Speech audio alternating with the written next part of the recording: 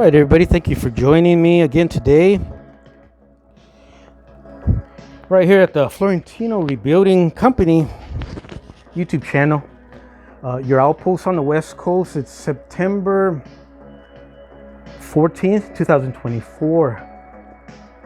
A beautiful, cool, overcast day out here for a change. So I was able to get a lot of work done. I went ahead. I didn't film anything in the last few days. I took a few days off and went out of town.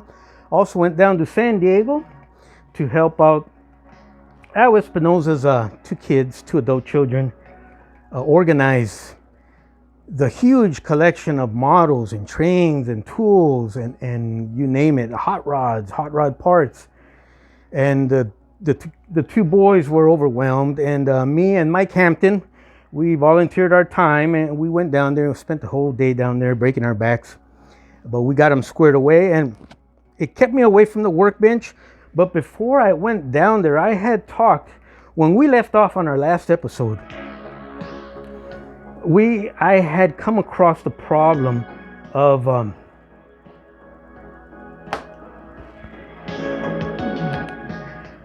our handrail stanchions, our handrails, and the stanchions they were attached to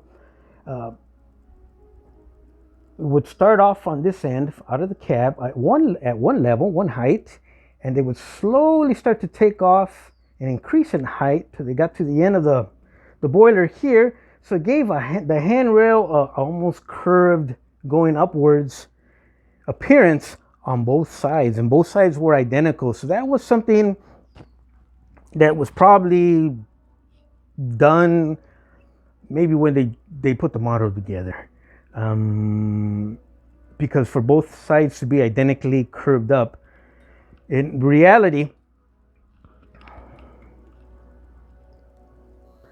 the handrails and the stanchions on a locomotive, especially on a 440,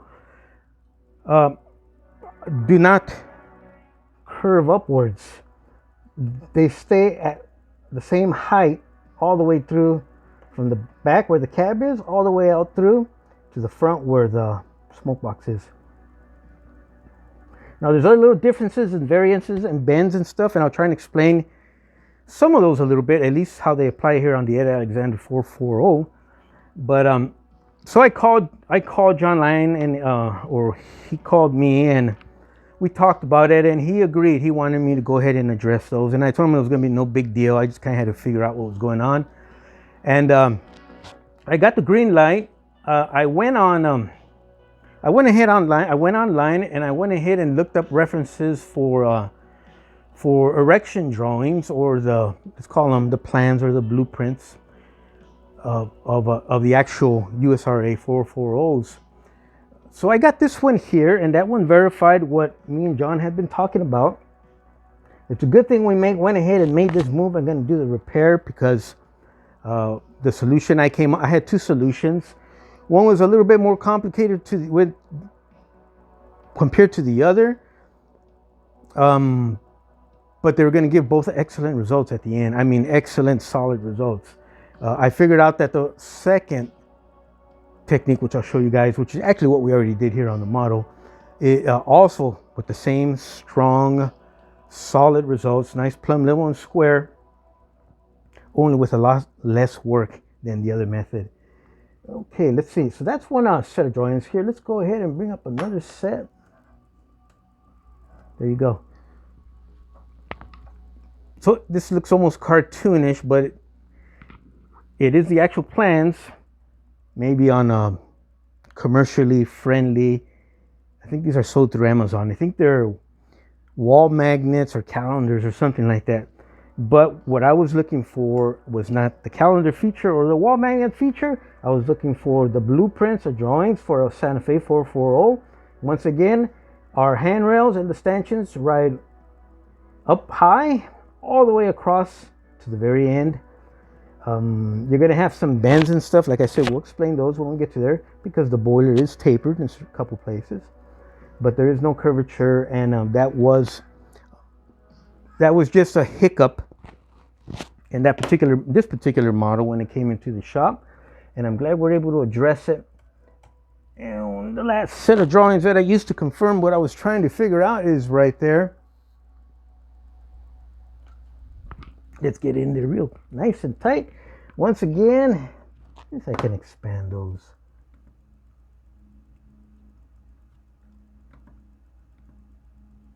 I guess I can't. Yeah, there you go.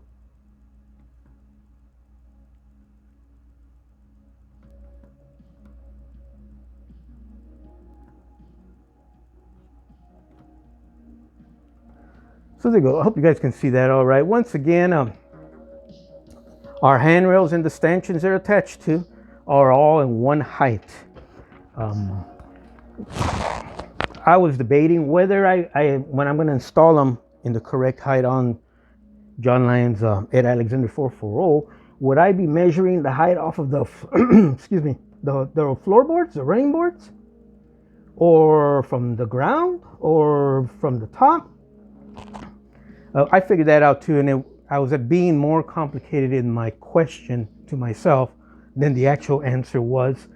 So we're going to finish. We're going to finish John Lyons 440 handrail and stanchion issues this afternoon. It's a quick fix.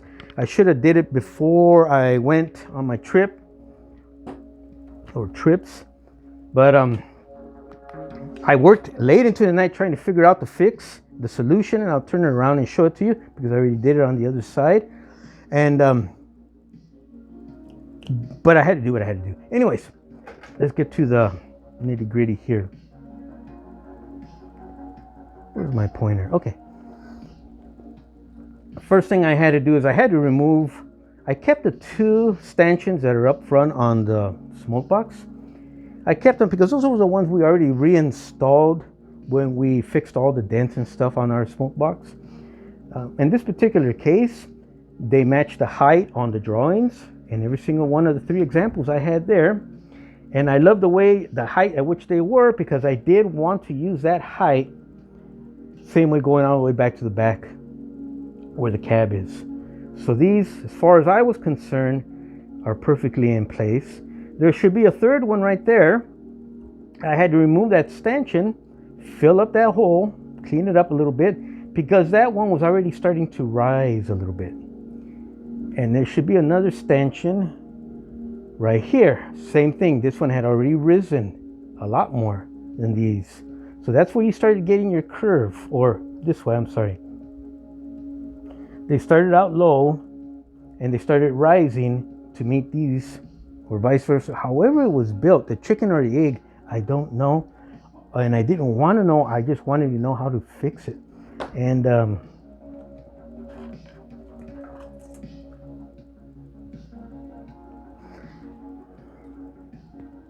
so I wanted them to be this height all the way across from beginning to end. That kind of gives you an idea more or less what I'm looking for. So we went ahead, the stanchions unscrew. They have a threaded bottom. You unscrew them. The four in the front were soldered in place for whatever reason, but all the ones back here were screwed in. We're going to use that same feature when we reinstalled them, because we had to fill up all these holes that were in correct locations. We filled the holes up with solder, and we cleaned the brass and the finish real good. It's a very real good opportunity to check out an Ed Alexander 440 in its almost raw naked state.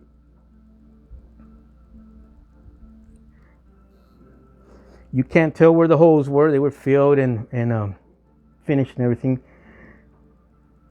So we're gonna, what we'll do is we'll locate in relationship to these two guys where the correct height should be for these three. Drill a hole, thread it, screw in our stanchion. When we move to, there should be three up here. There should be one, two, three. When we move up here, we're going to do the same thing. We'll work from center outwards. We'll find the correct height for this stanchion here in relationship to these guys.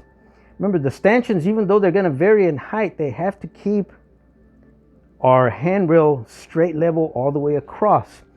And that's what the locomotive was not doing when it came into the shop. It was curving upwards. So we'll put another stanchion there. We'll drill out a hole here and a hole here. And then in relationship to all these guys, make sure everything is nice and level going across in terms of the handrail. And let me see. It's gonna look something like this. By the way, look at our smoke box, all done. And that is finally completed. I know I keep saying that, but there you go. I'm gonna try and explain this the best way I can, so hopefully I don't lose you guys. Okay. So, yeah, let me do it like this better. Now we had to put a bend in the handrail. And you guys know that. You guys who work with steamers and stuff usually involves bends. We had to put a bend in here and then bring it back to run parallel with the boiler back here in the back part because of this tapered section of the boiler. Now, all cool, we can do that. I'll measure it carefully, and that's what I did and stuff. It didn't work on my first try because while you do that, you have to do it in a way where you ensure that your handrail is going to be perfectly level going across. There you go.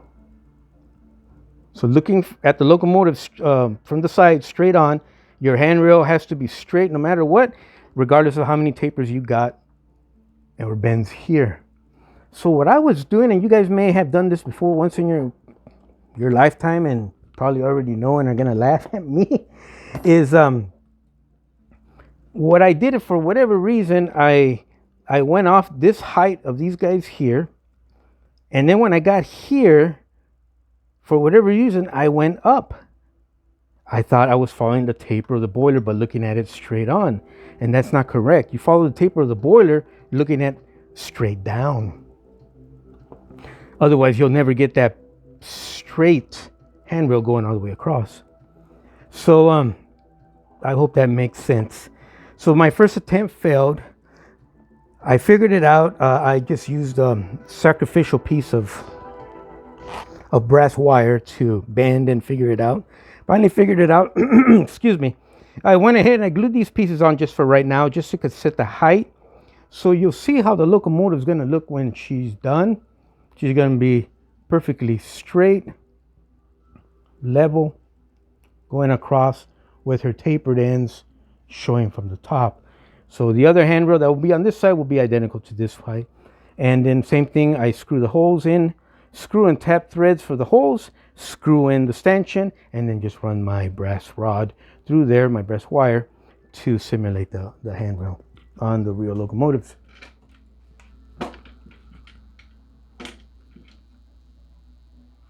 So there you go. So when I bring the camera down, or when you bring your eyeball and you look at the boiler straight on from either the left or the right side, that's engineer or fireman side, that handrail is perfectly straight across, like that one, and the ones behind it. Doesn't run up, doesn't run down, doesn't show its tapers when you look at it from this side. But like I said, when you look at it straight on, the taper in the handrail, in this case brass wire, is apparent. So I didn't know that. I know a lot of you guys did. But so she's good to go. It looks like it's a complicated fix or whatever, and actually is. Even filling in those holes with solder, cleaning everything up and stuff, it really was not hard at all. I'm actually pretty quick. Once again, I have the benefit of the resistance soldering unit and other stuff here, so it made it very, very easy. I was able to, like I said, I finished this smoke box door and that big giant hole that was there once upon a time. That smoke box door has been primered with Tamiya surface primer, the fine scale stuff, and no more blemishes. We got rid of all the blemishes and sanding imperfections. she's ready to go. She's ready for her paint. So I'll work on this. Let's see here. When I finish, maybe tomorrow, which will be Sunday, I'll probably do another video, maybe like on the Monday, showing the finished results. We'll get that cab on there. Also, since we were in there and that bell had come loose and I soldered it, but I didn't like the way it looked once I was working in this area here. And plus I wanted to sand the top of that boiler there and kind of finish it. I removed the bell. I cleaned the bell up. The bell has a threaded rod in the bottom. You can see the threads there. It kind of acts like a bolt or a screw, and it screws into not that hole there, but rather you put a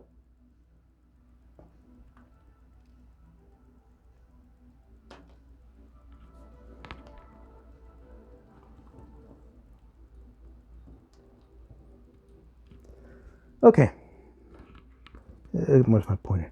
All right, so rather this nut here will thread into that. You tighten it from inside, from underneath. You tighten it so she's secured to the boiler, and then you touch it with a little bit of solder from your soldering iron, soldering gun, resistance soldering unit, whatever you decide to use, torch. In addition, because the bell sits at an angle, because of the taper in the boiler, it sits in the middle of that taper. The bell casting was done at an angle so it can accept that tapered drop in this case, but you won't be able to tighten in your lifetime without ruining something, this nut, because of that taper. So I had to come up with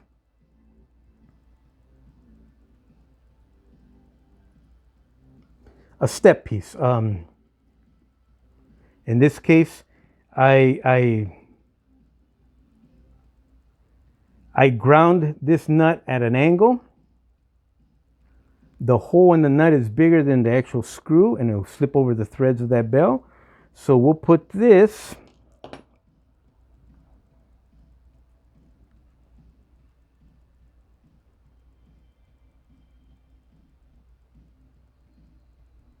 so what you're going to have is this tapered, it's a nut, but I'm using it as a washer in this case. I'm going to grind it down a little bit more so there's more of an angle to it. So as you tighten the actual nut underneath below, it tightens that angle up against the sheet brass here, and that'll bring the belt casting to a nice, real tight, snug fit. And then you touch it with brass. So this is going to be I was there anyways. I might as well fix everything while I can while I'm there. Pretty much that's it for today. I hope you guys like what's going on here. I hope it helped some of you guys who were probably looking for some sort of solution like this to your modeling builds, projects, and stuff. But thank you for joining me. You guys have an amazing rest of your Saturday. I'm going to take a nap right now, come back here and work on this a little bit more, work on it in the evening. We're going to get her squared away. Paint. The paint work for our boiler is coming up real quick.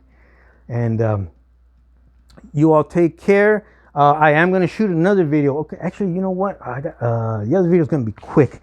The video I'm going to post tomorrow night or Monday night. Check it out if you get a chance. It's going to involve some interesting surprises. Anyways, you all take care. Have an amazing and blessed rest of your weekend. You all take care. Bye.